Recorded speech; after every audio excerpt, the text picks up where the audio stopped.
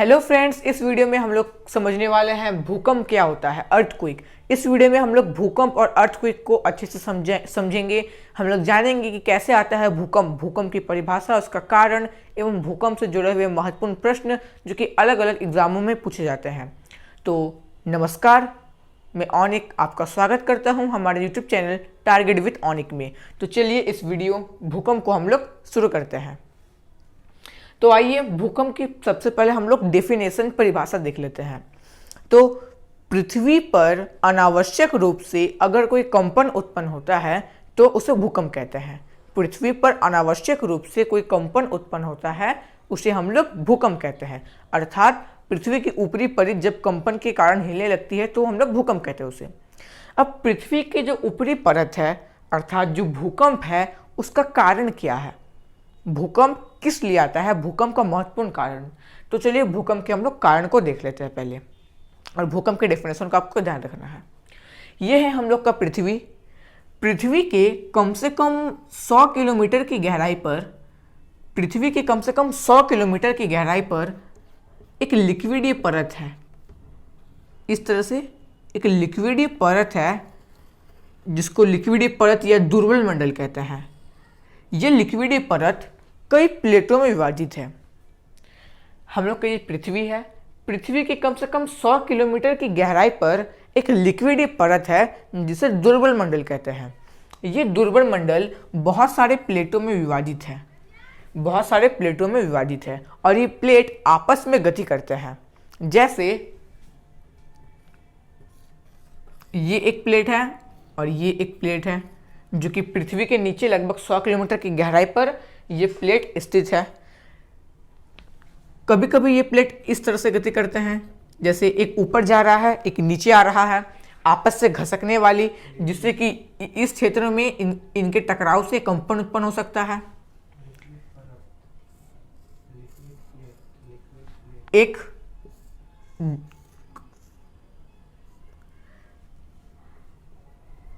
जब ये एक दूसरे से दूर जाते हैं, जब ये एक दूसरे के ऊपर जाते हैं, जैसे एक ऊपर जा रहा है एक नीचे जा रहा है, तो क्या होगा, इस क्षेत्र में टकराव होगा। और इसमें एक प्लेट दो इस तरफ जा रहे हैं, एक प्लेट इस तरफ, एक दूसरे से दूर जाते हैं। और एक में क्या होता है कि एक प्लेट दूसरे प्लेट के ऊपर चढ़ जाते हैं। तो जब एक प्लेट और दूसरे प्लेट का बीच में इस तरह से गति होता है कि एक ऊपर जा रहा है एक नीचे आ रहा है, तो इसे कहते हैं रूपांतर गति। रूपांतर गति। जब एक प्लेट और दूसरे प्लेट एक दूसरे के ऊपर चढ़ जाते हैं, जब एक प्लेट दूसरे प्लेट के ऊपर चढ़ जाता है तो उसे कहते हैं अभिसारी गति। अभिसारी गति, जब एक प्लेट दूसरे प्लेट के ऊपर चढ़ जाते हैं। और जब एक प्लेट दूसरे प्लेट के से दूर जाते हैं, एक प्लेट दूसरे प्लेट से दूर जाते हैं, तो इसे कहते हैं हम लोग अपसारी गति। अपसारी गति, जब एक प्लेट दूसरे प्लेट से दूर जाते हैं तो इसे अपसारी गति कहते हैं। अब यहां ध्यान दीजिए, जो 100 किलोमीटर के अंदर एक लिक्विडीय परत है जो कि बहुत सारे लिक्विडीय परतों में, प्लेटों में विभाजित है, और इन प्लेटों में गति के कारण ये अपसारी गति, रूपांतर गति और अभिसारी गति होते हैं। अब क्या होता है कि रूपांतर गति के कारण भूकंप की घटना होती है। तो हम लोग क्या देख रहे थे, भूकंप की परिभाषा देख लिए, और भूकंप का कारण, तो पृथ्वी पर लगभग 100 किलोमीटर की गहराई पर एक लिक्विड परत है जिसे दुर्बल मंडल कहते हैं। ये दुर्बल मंडल या लिक्विड परत कई प्लेटों में विभाजित है, और जब ये प्लेटों में रूपांतर गति होती है, एक ऊपर जा रहा है एक नीचे, तो इस क्षेत्र में घर्षण होता है इन दोनों के प्लेटों के, एक ऊपर जा रहा है एक नीचे आ रहा है, तो इस क्षेत्र में घर्षण उत्पन्न होता है, और इसके कारण ही आता है भूकंप। तो भूकंप के कारण को भी आप ध्यान रखेंगे कि पृथ्वी के नीचे प्लेटों में गति। जो अपसारी गति होता है, अपसारी गति, जब एक प्लेट दूसरी प्लेट से दूर जाते हैं, तो हम लोग जानते हैं कि पृथ्वी के एकदम अंदर, पृथ्वी के केंद्र पर, पृथ्वी के केंद्र में स्थित है लावा। पृथ्वी के एकदम केंद्र में एक तरल पदार्थ है जो कि लावा के नाम से जाना जाता है। तो जब यहाँ पर, मान लीजिए यहाँ पर एक प्लेट है और यहाँ पर एक प्लेट है, जब ये दूर जाएंगे तो एक प्लेट इधर आ जाएगा एक प्लेट दूर जाएगा, तो इस क्षेत्र में खाली जगह हो जाएगा जिससे कि ये लावा बाहर निकलेगा। और लावा बाहर निकलेगा तो जहाँ से निकलेगा उसको हम लोग बोलते हैं ज्वालामुखी। तो इसके आगे वाले चैप्टर में हम लोग ज्वालामुखी को समझेंगे। तो अपसारी गति में क्या होता है कि जब दो प्लेट एक दूसरे से दूर जाते हैं तो उसके अंदर स्थित लावा बाहर निकल जाता है और ज्वालामुखी की घटना होती है।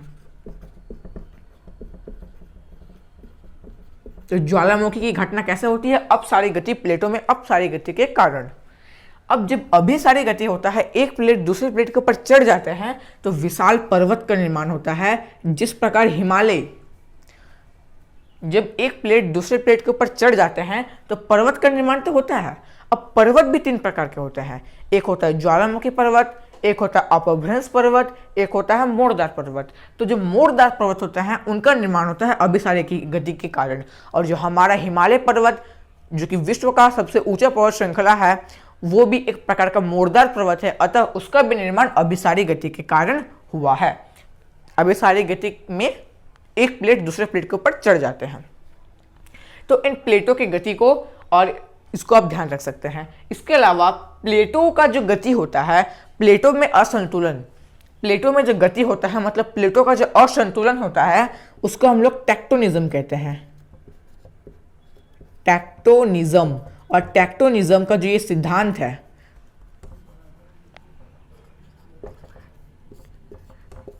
प्लेटों में असंतुलन या प्लेटों में जो गति होता है इसे हम लोग टेक्टोनिज्म कहते हैं। और जो टेक्टोनिज्म का सिद्धांत है वो जबर वैज्ञानिक, या फिर ये जो सिद्धांत है प्लेटों में गति का, ये जबर वैज्ञानिक वेगनर ने दिया था। वैज्ञानिक वेगनर महोदय ने ये थ्योरी दिया था, प्लेट टेक्टोनिक थ्योरी वेगनर ने दिया था। इसके अलावा बहुत सारी थ्योरी है, लेकिन जो मेन थ्योरी है इसको हम लोगों ने समझ लिया। भूकंप की परिभाषा, भूकंप का कारण, और इसके अलावा जो अन्य गति है प्लेटों में उसको भी हम लोगों ने समझ लिया। अब हम लोग आते हैं आगे। तो हम लोगों ने भूकंप की परिभाषा देख लिया, भूकंप का कारण, और प्लेटों में जो गति होते हैं, और कौन सिद्धांत किसने दिया, उस सिद्धांत के बारे में हम लोगों ने समझ लिया। अब आइए, अब हम लोग समझते हैं भूकंप से कुछ पूछे आने वाले कुछ अन्य महत्वपूर्ण पॉइंट्स। जैसे ये पृथ्वी है, इसको हम लोग इरेज कर लेते हैं।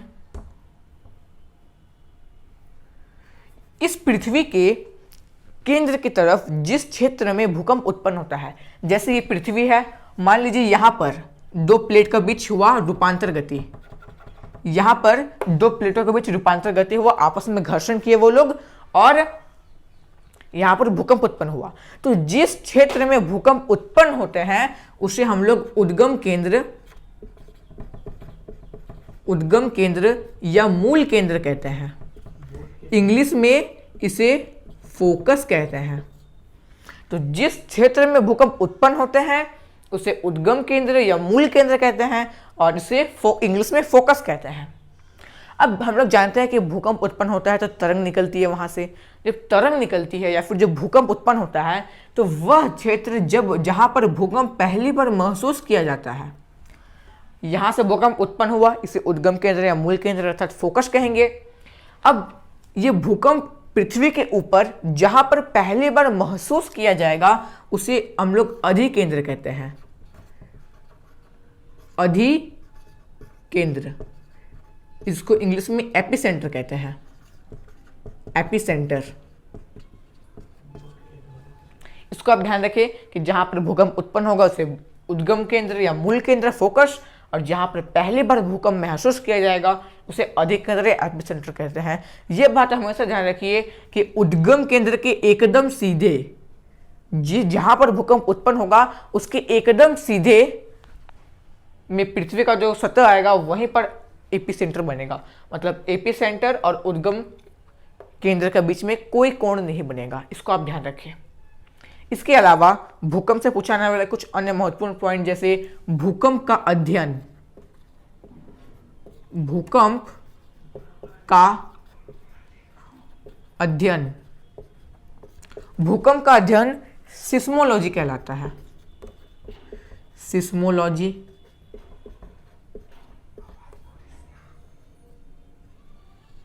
भूकंप का अध्ययन सिस्मोलॉजी कहलाता है। इसके अलावा भूकंप का जो तीव्रता का मापन है भूकंप का तीव्रता का मापन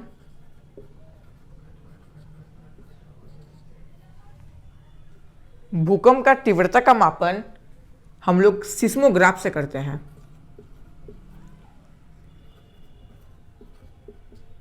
भूकंप का तीव्रता का मापन सिस्मोग्राफ से करते हैं। अब सिस्मोग्राफ से भूकंप का तीव्रता का मापन तो करते हैं, लेकिन सिस्मोग्राफ में भी बहुत सारे स्केल होते हैं, बहुत सारे इसमें भी स्केल होते हैं, जैसे रॉसी-फेरल स्केल, एक होता है रिक्टर स्केल। रिक्टर स्केल, ये जो रिक्टर स्केल है ये सबसे महत्वपूर्ण है। ये रॉसी-फेरल स्केल उतना सक्सेस नहीं हुआ है भूकंप की तीव्रता एक स्केल के तौर पर मापने के लिए, लेकिन रिक्टर स्केल से जरूर प्रश्न पूछेगा। तो भूकंप का अध्ययन सिस्मोलॉजी, भूकंप का तीव्रता का मापन सिस्मोग्राफ। सिस्मोग्राफ में भी बहुत सारे स्केलों के द्वारा सबसे महत्वपूर्ण रिक्टर स्केल, इसके अलावा एक रॉसी-फेरल स्केल भी है और बहुत सारे स्केल है, लेकिन जो महत्वपूर्ण है उसे मैंने बता दिया। और भूकंप जहाँ पर उत्पन्न होता है उसे उद्गम केंद्र या मूल केंद्र, और जहाँ पर भूकंप पहली बार महसूस किया जाता है उसे अधि केंद्र एपिसेंटर कहते हैं। अब आइए भूकंप से पूछे जाने वाले कुछ अन्य महत्वपूर्ण प्रश्नों को हम लोग देखते हैं। भूकंप के दौरान 3 प्रकार की तरंग आती है। हम लोगों ने जाना कि भूकंप जो उत्पन्न होता है उसे हम लोग उद्गम केंद्र कहते हैं, और भूकंप जहाँ पर पहली बार महसूस होता है उसे अधि केंद्र कहते हैं। अब जहाँ पर भूकंप उत्पन्न हुआ वहां से भूकंप किस प्रकार पृथ्वी की सतह की ओर जाएगी? तरंगों के माध्यम से जाती है। भूकंप जहां पर उत्पन्न होता है वहां से तरंगों के माध्यम से वो पृथ्वी की सतह की ओर जाती है। तो भूकंप के दौरान 3 प्रकार की तरंग आती है, एक P, एक S, एक L। सबसे पहले P तरंग को देखते हैं। P मतलब प्राइमरी वेव्स, प्राथमिक तरंग। P मतलब प्राइमरी वेव्स, प्राथमिक तरंग। सबसे पहले भूकंप के दौरान सबसे पहले अगर कोई तरंग आती है तो वो P प्राइमरी वेव्स, प्राथमिक तरंग आती है। इसकी जो रफ्तार होती है वो होती है 8 किलोमीटर प्रति सेकंड। सबसे तीव्र होती है ये तरंग, सबसे तीव्र होती है, सबसे तीव्र।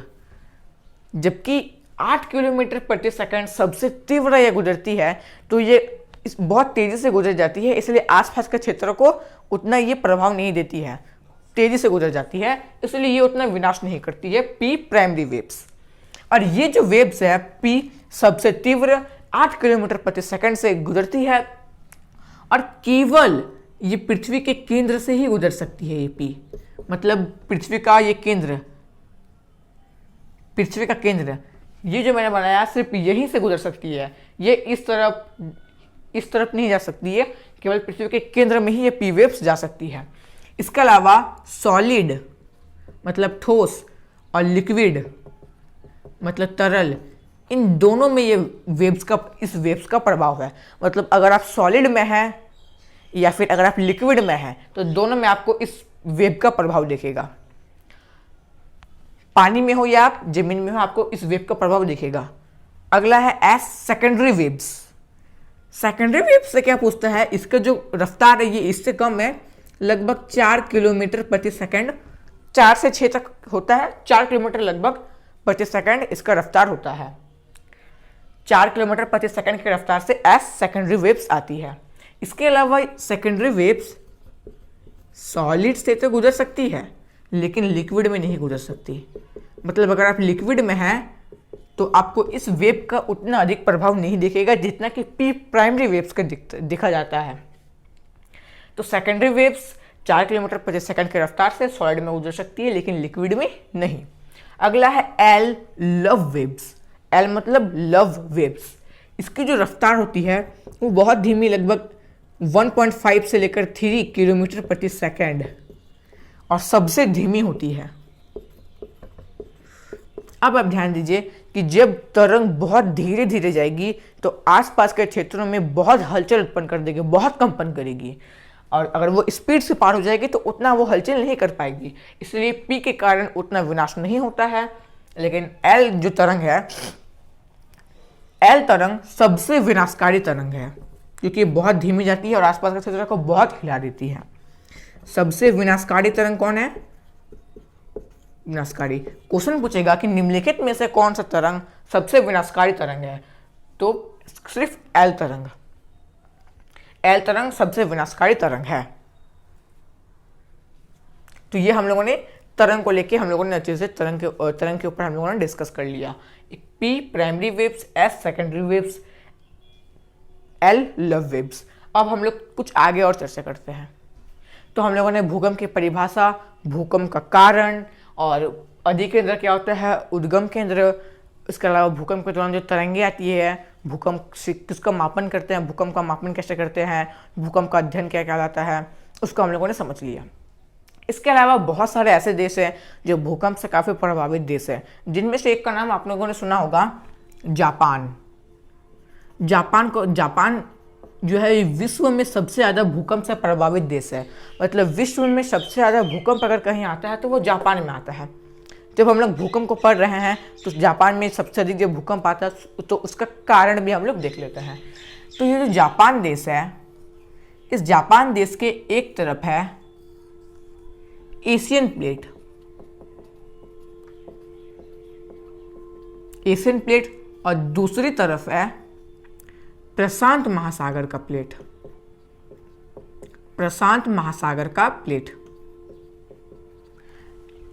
एशियन प्लेट और प्रशांत महासागर के प्लेट के एकदम किनारे जापान स्थित है। एकदम किनारे स्थित होने के कारण क्या होता है कि जब इनमें घर्षण होता है तो इन क्षेत्रों में काफी भूकंप उत्पन्न होंगे और सबसे अधिक भूकंप इन्हीं क्षेत्रों में उत्पन्न होंगे। और जापान जबकि इसी क्षेत्र में स्थित है, तो जापान जो है ये सबसे ज्यादा भूकंप प्रभावित देश है, क्योंकि ये एकदम दोनों प्लेटों के एकदम बीच में स्थित है। तो ये जापान में भूकंप का कारण को आप देख सकते हैं। इसके अलावा भूकंप जब आते हैं, अब भूकंप आने का कुछ भविष्यवाणी भी देख लेते हैं हम लोग। भूकंप कैसे, अब भूकंप आने के पहले कुछ ऐसे संकेत होते हैं जो ये बताते हैं कि भूकंप आने वाला है। जैसे भूकंप के आने के पहले वायुमंडल में रेडॉन एक प्रकार का गैस है, जैसे oxygen, nitrogen, hydrogen, carbon dioxide, carbon sulphur oxide जैसे गैस होते हैं, उसी प्रकार रेडॉन भी एक प्रकार का गैस है जिसका फॉर्मूला होता है Rn। तो जब भूकंप आता है तो भूकंप के आने के पहले वायुमंडल में रेडॉन गैस की मात्रा काफी अधिक बढ़ जाती है। तो ये एक प्रकार का आप संकेत देख सकते हैं भूकंप का। तो भूकंप का एक प्रकार का संकेत है कि वायुमंडल में रेडॉन गैस की मात्रा बढ़ जाती है भूकंप के पहले। अब कुछ अन्य महत्वपूर्ण पॉइंट्स भूकंप से, जैसे भूकंप पूरी पृथ्वी में कहीं भी आ सकते हैं, कहीं भी प्लेटों में घर्षण हो सकता है, भूकंप आ सकते हैं। अब भूकंप जहां जहां आते हैं, मतलब कि भूकंप का जो क्षेत्र है, भूकंप प्रभावित क्षेत्र, उसको 3 प्रकार के क्षेत्र में बांटा गया है। भूकंप प्रभावित क्षेत्र को 3 प्रकार के क्षेत्र में बांटा गया है। एक है प्रशांत महासागरीय पेटी। प्रशांत महासागरीय पेटी, प्रशांत महासागरीय पेटी मतलब सरकम पैसिफिक बेल्ट। पूरे विश्व का 63% भूकंप इसी क्षेत्र में आते हैं। मतलब जो प्रशांत महासागर है, प्रशांत महासागर का क्षेत्र में पूरा विश्व का 63% भूकंप आता है प्रशांत महासागरीय पेटी सरकम पैसिफिक बेल्ट में। अगला बेल्ट आता है मध्य महाद्वीपीय पेटी,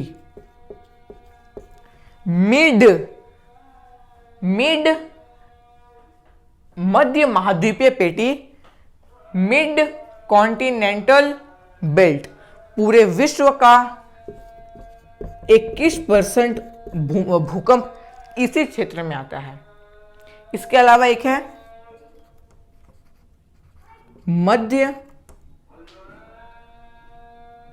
मध्य अटलांटिक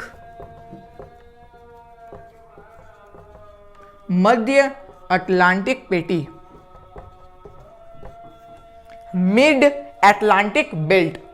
पूरे विश्व का 16% भूकंप इस क्षेत्र में आते हैं। तो प्रशांत महासागरीय पेटी, सरकम पैसिफिक बेल्ट, पूरे विश्व का 63% भूकंप। मध्य महाद्वीपीय पेटी, मिड कॉन्टिनेंटल बेल्ट, पूरे विश्व का 21% भूकंप यहाँ। मध्य अटलांटिक पेटी मिड अटलांटिक बेल्ट, पूरे विश्व का 16% भूकंप इस क्षेत्र में आता है। इसके अलावा जो मध्य महाद्वीपीय पेटी है, मध्य प्रशांत महासागरीय पेटी का क्षेत्र, प्रशांत महासागर का क्षेत्र, मध्य महाद्वीपीय पेटी जैसे भारत, चीन, Nepal, Bhutan, Tajikistan, Uzbekistan, Turkmenistan, Israel, फिलिस्तीन, ये जो क्षेत्र है ये मध्य महाद्वीपीय पेटी में आते हैं। तो एक क्वेश्चन पूछा जाता है कि भारत में जो भूकंप आता है वो किस पेटी के अंतर्गत आता है, तो मध्य महाद्वीपीय पेटी में आता है। भारत का भूकंप मध्य महाद्वीपीय पेटी में आता है। तो हम लोगों ने भूकंप को अच्छे से समझ लिया है। भूकंप से जो महत्वपूर्ण प्रश्न पूछते हैं उसको हम लोगों ने अच्छे से समझ लिया है। चलिए एक बार भूकंप को पूरा अच्छी तरह से हम लोग रिकॉल कर लेते हैं, फिर भूकंप के कारण सुनामी आते हैं तो सुनामी को हम लोग समझ लेंगे। तो ये भूकंप को एक बार हम लोग रिकॉल कर लेते हैं। भूकंप की पहले परिभाषा देख लेते हैं। तो पृथ्वी पर अनावश्यक रूप से अगर कोई कंपन उत्पन्न होता है तो उसे हम लोग भूकंप कहते हैं। भूकंप का कारण पृथ्वी पर 100 किलोमीटर की गहराई पर एक लिक्विड परत है, इसे दुर्बल मंडल कहते हैं। ये दुर्बल मंडल कई प्लेटों में विभाजित है। इन प्लेटों में जब गति होता है तो भूकंप आता है। अब प्लेटों में जो रूपांतर गति होता है जिसमें एक प्लेट ऊपर जाते हैं, एक प्लेट नीचे आते हैं और आपस में उनके बीच घर्षण होता है, इसके कारण, इसी रूपांतर गति के कारण भूकंप आते हैं। इसके अलावा भूकंप जहाँ उत्पन्न होते हैं उसे उद्गम केंद्र, फोकस भूकंप जहाँ या मूल केंद्र भी कहते हैं। इसके अलावा जहाँ पर भूकंप पहले बार महसूस किए जाते हैं उसे अधिकेंद्र, एपिसेंटर कहते हैं। और पृथ्वी के लगभग 100 किलोमीटर की गहराई पर जो दुर्बल मंडल है वो स्थित है। इसके अलावा भूकंप का अध्ययन सिस्मोलॉजी, भूकंप का तीव्रता का मापन सिस्मोग्राफ। सिस्मोग्राफ में भी कई सारे स्केल होते हैं, एक रिक्टर स्केल, एक ट्रॉसिफेरल स्केल। इसके अलावा भूकंप के दौरान 3 प्रकार की तरंगें आती हैं। भूकंप के दौरान 3 प्रकार की तरंगें आती हैं। P primary waves, S secondary waves, L love waves. P primary waves या उसे प्राथमिक तरंग भी कहते हैं। सबसे तेज 8 किलोमीटर प्रति सेकंड, सॉलिड लिक्विड दोनों से गुजर सकती है एवं सबसे तीव्र होती है और पृथ्वी के केंद्र से ही कभी गुजर सकती है। एस सेकेंडरी वेव्स जिसका रफ्तार 4 किलोमीटर से लेकर लगभग 6 किलोमीटर तक माना जाता है, वो ये सॉलिड से तो गुजर सकती है लेकिन लिक्विड से नहीं गुजर सकती। एल लव वेव्स सबसे धीमी 1.5 किलोमीटर प्रति सेकंड से लेकर 3 किलोमीटर प्रति सेकंड तक इसका रफ्तार होता है। सबसे धीमी अतः सबसे विनाशकारी तरंग एल वेव्स को माना जाता है। इसके अलावा जापान में भूकंप का कारण उसके एक तरफ एशियन प्लेट और प्रशांत महासागरीय प्लेट होता है, उसके एकदम केंद्र में बीच में है जापान, इसलिए उनमें जब घर्षण होता है तो जापान में बहुत भूकंप उत्पन्न होते हैं। इसके अलावा भूकंप के आने के पहले वायुमंडल में रेडॉन, आर्गन गैस की मात्रा काफ़ी अधिक बढ़ जाती है, जो कि एक प्रकार का संकेत होता है भूकंप के आने का। तो हम लोगों ने इसके अलावा भूकंप का प्रभावित क्षेत्र 3 है, मतलब कि 3 क्षेत्रों में भूकंप बहुत ज़्यादा आते हैं। एक होता है प्रशांत महासागरीय पेटी, सरकम पैसिफिक वैंग्स, सरकम पैसिफिक बेल्ट, पूरे विश्व का 63% भूकंप वहीं आता है। दूसरा मध्य महाद्वीपीय पेटी, मिड कॉन्टिनेंटल बेल्ट, पूरे विश्व का 21% भूकंप वहाँ आते हैं। और भारत का भी प्रभावित क्षेत्र वही क्षेत्र है मध्य अटलांटिक क्षेत्र, मध्य अटलांटिक पेटी का। और एक प्रशांत महासागरीय पेटी, इसमें 63% आते हैं। सरकम पैसिफिक बेल्ट एक है मध्य महाद्वीपीय पेटी जिसमें 21% आते हैं पूरे विश्व का। मिड कॉन्टिनेंटल बेल्ट भारत का वो जो क्षेत्र है वो मध्य महाद्वीपीय पेटी का है। और एक मध्य अटलांटिक पेटी, मिड अटलांटिक बेल्ट, जहां पूरे विश्व का 16% भूकंप आते हैं। इसके अलावा जो प्लेट है, प्लेट में जो गति होता है उसका सिद्धांत वेगनर ने दिया था और उसे टेक्टोनिज्म कहते हैं। तो हम लोगों ने भूकंप को अच्छे से समझ लिया। अब भूकंप के कारण एक छोटा सा कॉन्सेप्ट है, सुनामी आते हैं। तो सुनामी को हम लोग देख लेते हैं। सुनामी को हम लोग अब देख लेते हैं। देखिए,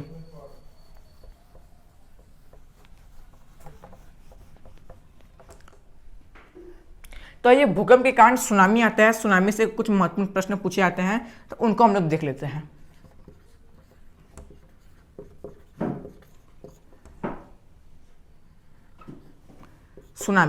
सुनामी जो है ये एक जापानी शब्द है। सुनामी एक जापानी शब्द है जिसका अर्थ होता है समुद्र में आने वाली सुनामी एक जापानी शब्द है जिसका अर्थ होता है तट में आने वाली समुद्री लहरें। सुनामी एक जापानी शब्द है जिसका अर्थ होता है तट में आने वाली समुद्री लहरें। इससे उतने प्रश्न नहीं पूछे जाते हैं, बस एक आप ध्यान रखिएगा कि इसका जो कारण है, सुनामी का कारण समुद्र के अंदर भूकंप, समुद्र के अंदर भूकंप, ये महत्वपूर्ण कारण है सुनामी का।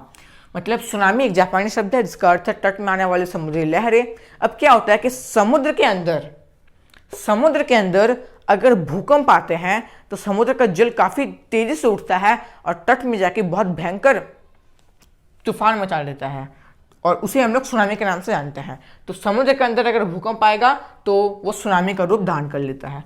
तो उस भूकंप को हम लोगों ने समझ लिया, सुनामी को छोटा सा कॉन्सेप्ट उसको भी समझ लिया। अगले वीडियो में हम लोग भूकंप को समझेंगे। जैसे हम लोगों ने देखा कि रूपांतर गति के कारण भूकंप आते हैं, अर्थक्वेक्स। भूकंप को इंग्लिश में क्या कहते हैं? अर्थक्वेक। तो रूपांतर गति के कारण अर्थक्वेक की घटना होती है, और अपसारी गति के कारण ज्वालामुखी की घटना होती है। तो ज्वालामुखी को हम लोग अगले वीडियो में चर्चा करेंगे।